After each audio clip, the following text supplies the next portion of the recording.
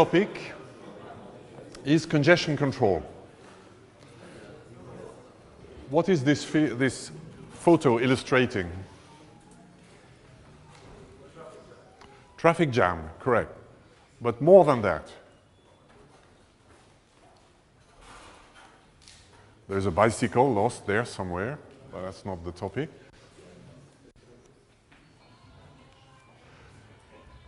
It's a picture taken in Paris, which is very typical of traffic jams in Paris. You see that this car cannot move into the intersection because this car is blocking. And this car is blocked because this and other cars are blocking each other. So you have interblocking where the cars are blocked and the blocking cars prevent other cars from entering the intersection.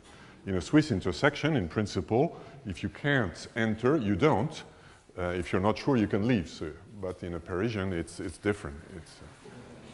That's an example of congestion collapse. It's more than congestion, just like it's more than traffic jam. It's interblocking in an intersection, similar to congestion collapse being worse than just congestion. So that's one of the topics we will have to learn today. Congestion control is implemented in TCP. The goal of congestion control is to prevent things like congestion collapse in the internet. Why it's implemented in TCP is a bit anecdotal, and if we want to understand the functions in TCP that are doing congestion control, it's very difficult to do unless we first talk about what they are doing and what is the theory of congestion control. So we will study this in two parts. Part one, an abstract theory of congestion control, and part two, how it is done in the internet. So we start this little theory of congestion control. We will have to learn what is congestion collapse, and then what results from the need to avoid congestion collapse, in particular concepts of fairness, and how congestion control comes as a conclusion. Let me start with this little toy example. I have a network with two routers, two hosts that are streaming data to two other hosts. So S1, S2 are the sources, D1, D2 are the destinations. And then you have links that have some capacity or bandwidth, as we can say, which the thickness corresponds to the capacity. So this is a thick link, 1000 kilobit per second, 100 here, 110. You will understand why it's 110 in a second, 100 here, and 10 here. Now, assume the sources are using UDP.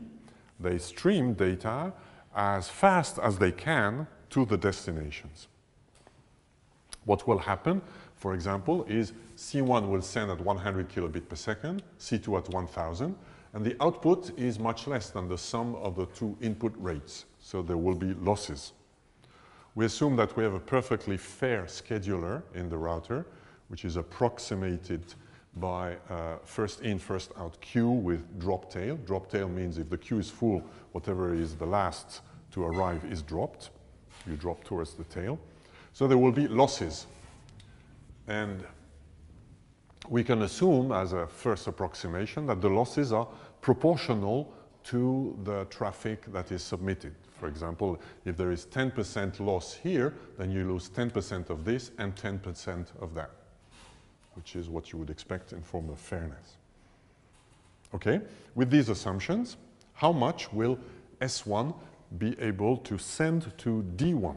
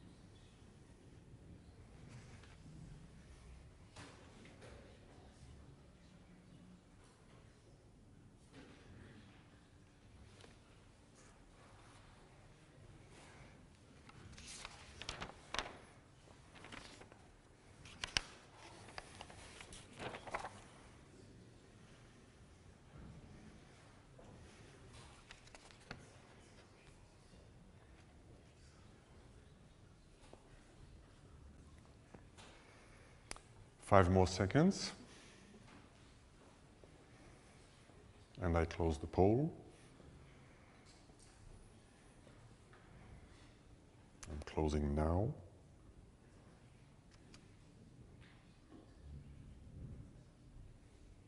And it did not work.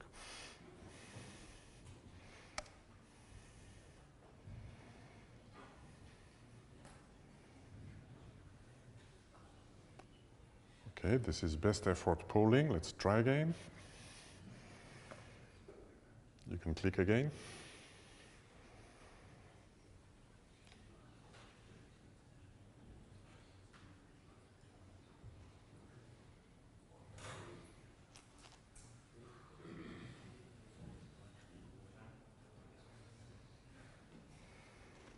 Now I'm closing the poll.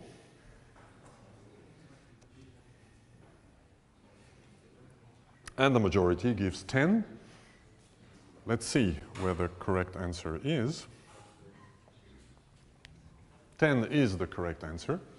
So at point 1 here, the offered traffic is 1,100, and the output rate is 110. So if I am very optimistic, I assume this link can be used 100%. Let's do this optimistic assumption. That means that we accept only 10% of the offered traffic. In other words, we drop 90%. We drop 90% of this and 90% of that, which means what is not dropped here is 10 kilobit per second of this guy and 100 of this guy. Now when you come to this link, the capacity is 10, you have 10. Again, in this optimistic thing where we can find exactly 100% of the capacity, which is approximately true, but not exactly, we get 10. And for the last one, we get also 10. Right. So for this network, both sources can send at 10 kilobit per second. What do we learn from that? Well, this is inefficient. This is inefficient because if I had an omniscient network manager that would see the conditions of the network, it would be able to say to S1, well, there's no point for you to send at more than 10 because that's the bottleneck here. Sorry, there's no point for you to S2 to send at more than 10. So S2 should send at 10 kilobit per second. And given that, S1 should send at 100 because there is now enough capacity for S1 to send at 100. So it's okay for S1 to be greedy. Greedy means you send as much as you can, but it's not okay for S2. There's no benefit for S2 to do that. It gets the same at the end, but it is detrimental to the rest of the network. So it is not, in economy, we call that Pareto efficient. And this is what we have if we have greedy sources. Now you can ask, why would sources behave in such a greedy way? Well, there's a good reason for doing that. That's the information theoretic result that we have seen when we studied loss rates in the transport protocol. We have seen that if you lose 90% of the data of the packets that we send, with appropriate coding, in fact with TCP with a very, very large window size, we can achieve a throughput which is equal to exactly what we send minus the loss, which is an incentive to be greedy. Because I know if I lose a certain fraction with my TCP, I will retransmit, so it's always better to send more. The losses can be repaired, at least if we don't care too much about delay. So there is this incentive, and the first version of TCP that was developed at the end of the 70s did exactly this. It did send as much as you can, given by the window size advertised by the sender. We have seen that in TCP we need to match the available space in the resequencing buffer at destination. But other than that, there was no control. So this did and could happen and did happen with the very first versions of TCP. So we find that the first drawback is inefficiency. It's not efficient socially to do that. We could improve the usefulness of the network.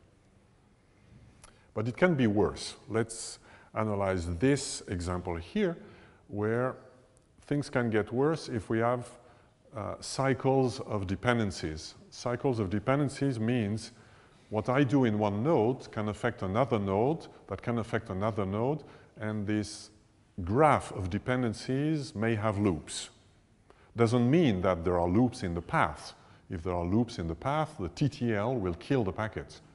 And if it's a path in the MAC layer, there should be no loop. So, but there may be loops in the internet, in IP layer networks, in the topology, for example, if the network is a ring, like this one. Of course, no path uses the entire ring, but the entire network is a ring. Now, let's consider this very, very simplified example, but it serves the purpose of showing what can happen. I assume that I have an IP network, so all those disks are routers. At every node, there is one source and one destination, and a source sends packet to the destination that is 2 hops away in this rotation direction on this ring, right? So the source I sends traffic to the destination I plus 2, and you need to do a modulo to make it a ring. Right? Let's assume that, and this is, assume there is one such source at every node. I'm showing only one, but the same is true at every node. So it's a very, very symmetric network. Everything's the same everywhere. Let me call lambda the rate at which source I is transmitting. Now, if lambda is very small compared to the capacity of the link, then on every link there will be only a very little amount of traffic, so there will be no loss anywhere. Lambda prime, which is the fraction of lambda that is accepted on this link, will be equal to lambda. Same for lambda second. And what gets out of the network from source I to its destination will be lambda second equal lambda. So this is a first thing we can say. If we do the maths even more strictly, we can say that this is true if lambda is less than half the capacity of a link. I assume all links have the same capacity C. If lambda is less than C over 2, then on every link, there are 2 flows. On this link, there is this flow, plus the flow coming from here, and each of them has a rate lambda plus lambda, which is less than the capacity. In this ideal model, as long as we are below the capacity, there is no loss. Everything works fine. What happens if we are not in this condition, if we're above the capacity? Well, let's do the math. If I take a generic node here, like this node, what is coming to this node? What is the offered traffic to this node? It's the fresh traffic and the traffic that is coming 1 hop away. The traffic that is 2 hops away will exit, so it will not be on this link here. So on this link, I will have a traffic which is equal to what is accepted from fresh and from old. I assume so that we are above capacity, so there will be losses. What is the ratio? What is the loss rate? I compute not the loss rate, but the ratio of accepted traffic, 1 minus the loss rate. What is offered is lambda plus lambda prime. If I look at this node, this plus that wants to get in. What can go out is C in total for this link. So the ratio of accepted traffic is C over lambda plus lambda prime.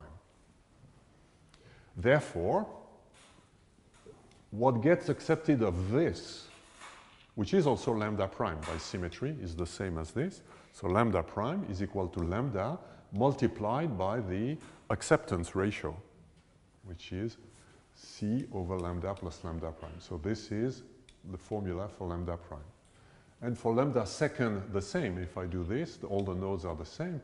What goes at the second hop is lambda prime applied by multiplied by the same acceptance ratio here. So if I look at my problem, I have as input lambda, C is a parameter, and my problem is to compute lambda second. What is the efficiency, what gets out of this network? I have 2 equations with 2 unknown, lambda prime and lambda second. I can solve easily. In fact, I can solve for lambda prime from equation 1 and get lambda second from equation 2. If we do the math, we obtain this formula. So we can plot it, which I did here. On the y-axis, I plot lambda. On our x-axis, on the y-axis, I plot lambda second. and I assume here the capacity is 20. So at 10, we have the change in behavior. We see that as long as we are below capacity, y is equal to x. What we input is what is output. And when we're above capacity, we obtain this formula, which is this. It's decreasing. And if we study the limit of this when lambda goes to infinity, this is an analysis 101, analyse 1 exercise, you will find that it's in 1 over lambda. If you do a limited development, you will find that it's in 1 over lambda. In other words, the more you put, if lambda is very large, when you put lambda, what goes out is 1 over lambda. So it goes to 0 when lambda goes to infinity. This is congestion collapse. What has happened in this network? Well, in this network,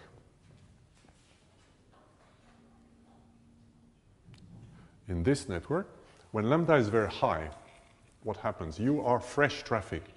You are confronted with transit traffic that is in very, very large proportion. So most of what you send is lost because of this transit traffic here. But not everything is lost. You will, because your lambda is also very large. So compared to the capacity, most of what you send is lost, but compared to the capacity, still too much. So your part of your packets are dropped because they are competing with other packets. So far, so good. But those other packets, or if I look at them, what will happen is that in the second hop, because they have to do 2 hops, the same proportion of them will be lost again. For example, if the loss rate is 90%, in the first hop I lose 90% of the traffic, so only 10% goes here. In the second hop, I will lose again 90%, which means I have only 1% going out. But I have 10% in transit. That is exactly one of the root causes for congestion collapse. The network is carrying a large amount of traffic that will die, that will not be delivered to destination. The 10% of your first here, only 1% will eventually go through. So when you carry those 10%, you're doing useless work. So you're using resources of the network to carry traffic that congests other traffic, but will not do useful work. That's one of the ways to achieve congestion collapse.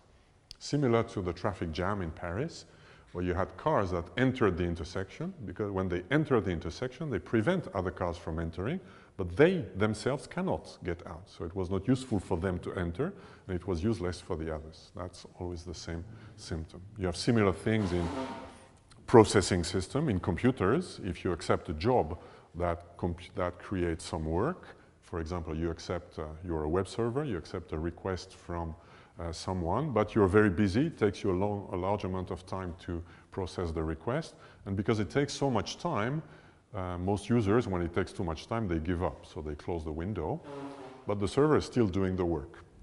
If you do that a lot, then you're doing a lot of useless work, and you might also go into congestion collapse. So that's a pattern that we find in many, many complex systems, and we find it in the internet. The internet has a lot of redundant paths, so there are cyclic dependencies. I mentioned that TCP in its first version didn't have any mechanism to fight against congestion collapse, and there was a congestion collapse in the mid-80s. The internet went into congestion collapse. The total throughput of the internet was a fraction of a kilobit per second. At that time, the best throughput was not much larger anyhow, but it was a first accident of the internet that occurred. Then the TCP designers discovered the problem of congestion collapse, which had been discovered already in other computer networks. They imitated the form of congestion collapse that was in the digital network, the networks done by the Digital Corporation. And this is the topic of now. How do we solve the problem of congestion collapse?